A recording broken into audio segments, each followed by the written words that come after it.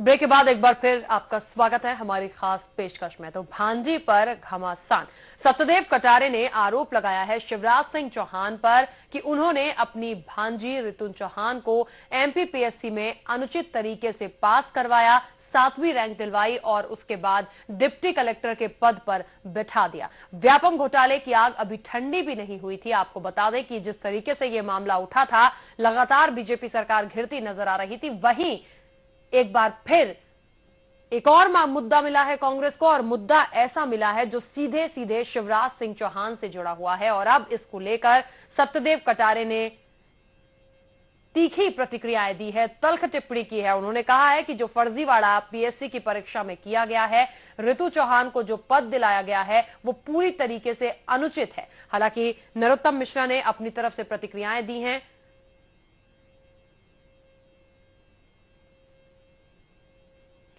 और इस वक्त आपको बता दें कि हमारे साथ के मिश्रा जुड़ गए हैं, कांग्रेस के प्रवक्ता हैं। बहुत स्वागत है के मिश्रा जी आपका स्टेट न्यूज में। जिस तरीके से व्यापम घोटाला तो एक तरफ हुआ, ये तेजी से जांच चल रही थी, लेकिन एक बड़ा मामला पीएससी फर्जीवाड़े में, जो पीएससी परीक्षा में फर्जीवाड़ा हुआ है, रितु चौहान को जो डिप्टी कलेक्टर बनाया गया है, सीएम पर उंगलियां उठ रही हैं, क्या कहेंगे?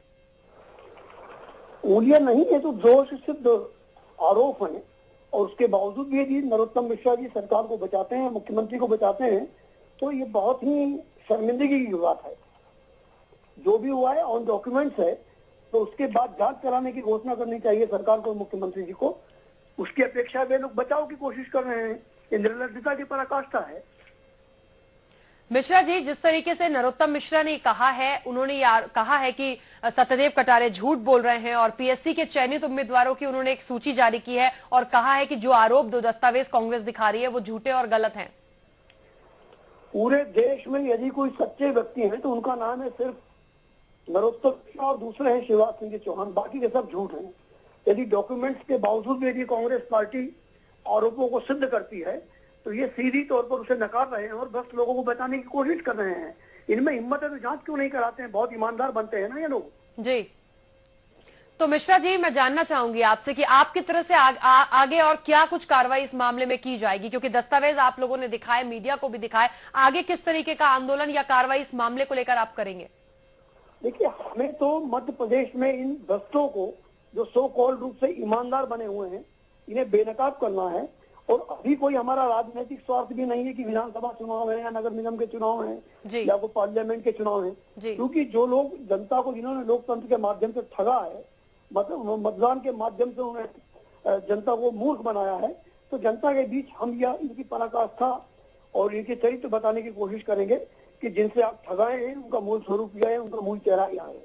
चलिए, के मिश्रा जी, बहुत शुक्रिया स्टेट न्यूज से जुड़ने के लिए। आपको बता दें, कांग्रेस प्रवक्ता के मिश्रा हमारे साथ जुड़े। उन्होंने कहा कि यदि कोई सच बोलता है तो सिर्फ शिवराज सिंह चौहान और नरोत्तम मिश्रा ही सच बोलते हैं, लगता है कि बाकी सब लोग झूठे हैं। ये एक टिप्पणी उन्होंने दोनों ही नेताओं के लिए की है, दोनों ही दिग्गज नेताओं के लिए की है, सीएम के लिए की है, नरोत्तम मिश्रा के लिए की है। बहरहाल, इस पूरे मामले में जिस तरीके से ये मामला गर्माता जा रहा है, प्रतिक्रियाएं जो सामने आ रही हैं, वो एक सवाल खड़ा होता है कि क्या होगा इस पूरे मामले में, क्योंकि कांग्रेस के पास दस्तावेज हैं, उसने दस्तावेज दिखाए हैं और आगे वो कोर्ट भी जा सकती है।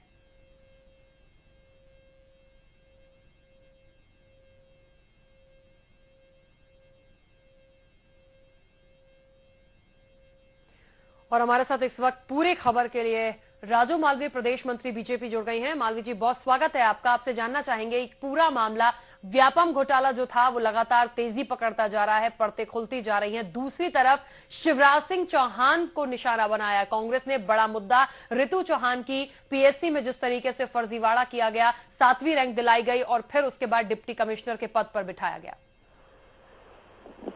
जी जी राठी जी, व्यापम के मामले में पूरी जांच एसटीएफ कर रही है और निष्पक्ष कर रही है। अगर कहीं कोई भी व्यक्ति उस घेरे में है तो उस पर कार्रवाई हो रही है, लेकिन मुख्यमंत्री जी को निशाना बनाकर केवल कांग्रेस अपनी बौखलाहट प्रदर्शित कर रही है।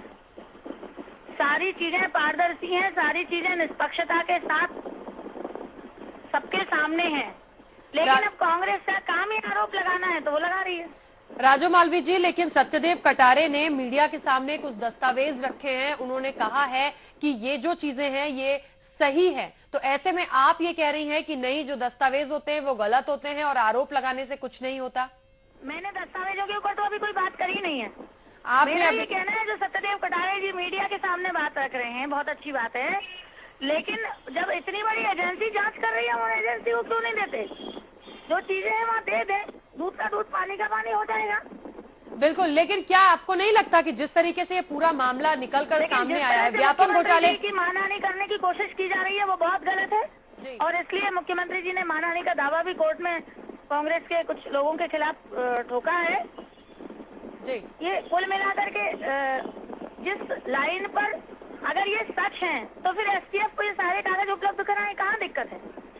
चलिए, तो ये मामला तो एसटीएफ को दस्तावेज उपलब्ध कराएंगे कि नहीं कराएंगे, ये कांग्रेस की अपनी बात है, लेकिन बहरहाल हम आपसे इसलिए जुड़े हैं क्योंकि मुख्यमंत्री शिवराज सिंह चौहान प्रदेश के मुखिया हैं और लोगों में बहुत प्रिय हैं, तो इस तरह से उनकी छवि खराब होती है यदि उन पर आरोप लगाए, और उनकी भांजी का जिस तरीके से इसमें उनको जो पद दिलवाया गया है। देखिए कि मुख्यमंत्री जी की बढ़ती हुई लोकप्रियता से ये लोग बौखला गए। ये बहुत तकलीफ, इनके पेट में बहुत ज्यादा दर्द है और इसलिए आरोप लगाने के अलावा ये कुछ नहीं कर सकते। और इसलिए मेरा तो कहना है कि आपके पास कोई भी दस्तावेज है, कोई भी प्रमाण है, आप एसटीएफ को दीजिए ना, कहाँ दिक्कत है? चलिए, राजू मालवीय जी, बहुत शुक्रिया हमसे जुड़ने के लिए। तो राजू मालवीय जुड़ी प्रदेश मंत्री या बीजेपी की, उनका कहना है कि यदि कांग्रेस दस्तावेज दिखाती है, मीडिया को दस्तावेज देती है, तो वो दस्तावेज कहीं ना कहीं एसटीएफ के पास भिजवा देने चाहिए, उसके बाद देखते हैं क्या होगा। तो आपको बता दें कि जिस तरीके से ये पूरा मामला निकलकर सामने आया है, हमारे संवाददाता जुबेर कुरैशी इस पूरे मामले पर हमसे जुड़े थे। इसके साथ ही अब से कुछ देर पहले प्रदेश मंत्री राजू मालवीय से हमने बात की, के मिश्रा कांग्रेस के प्रवक्ता, उनसे बात की। इस पूरे मामले में जो तस्वीरें निकलकर सामने आ रही है उसमें यही है कि मुख्यमंत्री शिवराज सिंह चौहान पर आरोप लगे हैं। अब ये आरोप कितने सच होते हैं और कांग्रेस इसमें क्या कड़ा रुख अख्तियार करती है, ये आगे जो समय आएगा उसी में पता चलेगा। लगातार इस पर हम अपडेट आपको देते रहेंगे। फिलहाल स्टेट विशेष में इतना ही। दीजिए इजाजत, नमस्कार।